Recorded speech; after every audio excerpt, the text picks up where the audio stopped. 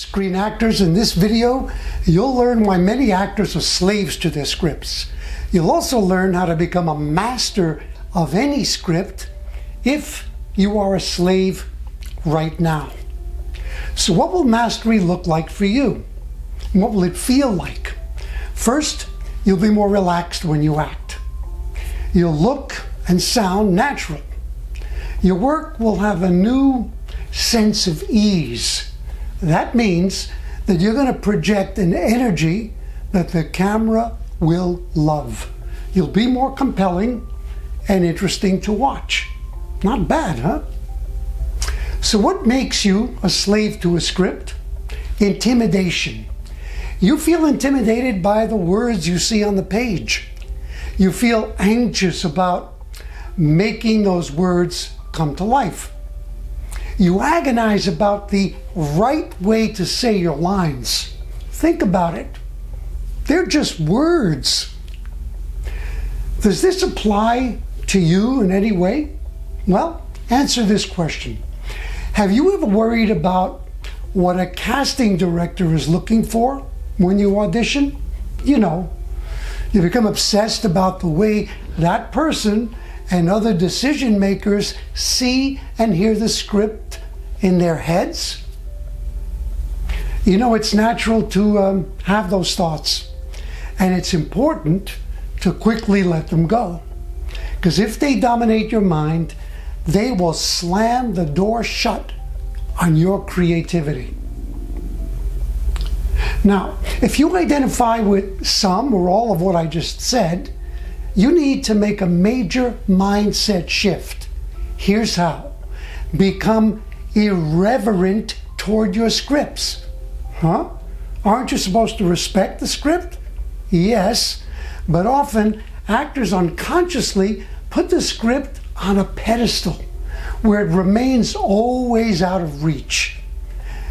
You know you're doing that if you never quite believe the words that you're saying when you act. You haven't made them your own. So here's a concrete example of putting a script on a pedestal. Let's say you're an actor who is going to play Stanley Kowalski in a scene from A Streetcar Named Desire by Tennessee Williams. Any actor who approaches that role will first have to deal with the fact that Marlon Brando made history with his performance of Stanley. He defined the role. Or did he? He certainly was brilliant, but the only thing standing in an actor's way when approaching the role of Stanley Kowalski is that actor's thoughts about Brando in the role. The more he holds on to those thoughts, the farther away the role gets from him. He looks at the words on the page and he hears Brando. He has put the script and Brando on a pedestal. A young actress could put a star like Jennifer Lawrence, for example, on a pedestal. Let's say the actress is going to play a scene from The Hunger Games to put on her acting reel. She can only begin to make the lines and the role her own when she stops hearing Jennifer Lawrence saying the lines and lets the image of Jennifer Lawrence totally evaporate. What I'm saying here may seem obvious, but it's a game changer. When you have the experience of speaking a script's written words as if they're spontaneously coming to you just before you say them, then you'll feel that the words have never been spoken before by anyone else. And guess what? You'll be right. No one, absolutely no one, has said the words with your voice, your tone, and your choices. Yes, this is a trick of the mind, and it's worth playing. Start playing it by not looking at a script as a script, Don't try to act it. Be irreverent about it by bending it out of shape. Say the words while making a sandwich, unpacking groceries, or any other mundane, everyday activity. See, your job is to get in touch with what the words make you feel. When you do, then you can own them. Remember, there is only one you. No one else can say your lines exactly like you. Now, I'm going to suggest something that you may resist. An excellent way to break the chains of slavery to a script is to practice with Shakespeare. I know, that's not the kind of material that you're likely to get for a film or TV audition. But here's the thing. Shakespeare intimidates the hell out of many actors. Before you even put your mouth around his words, you've got to get past the heavies who protect and define Willie's sacred language. Who are the heavies? All the intellectuals, professors, and scholars who've written libraries of sanctimonious crap about what Shakespeare's words mean. Now, don't get me wrong. There are brilliant and insightful articles and books about Shakespeare and his material. But at the end of the day, Willie Shake wrote about human beings, their emotions, their ambitions, their enormous flaws. He wrote about stuff that you and I and everyone else knows and experiences. See, a lot of the scholarship on Shakespeare focuses on the technical aspects of his language. You can read an article about iambic pentameter, blank verse, trochaic lines, spondees, etc. Must you know what they mean and be able to identify them? Won't hurt. But you can act Shakespeare brilliantly without that head knowledge. You know, it's funny to me because Shakespeare's considered highbrow in the modern world. Well, many people in the huge audiences at the Globe Theater in Willie's time were not educated at all. In fact, they were a rowdy bunch who yelled back at the actors on the stage. They would walk around during a performance eating, drinking, and making noise.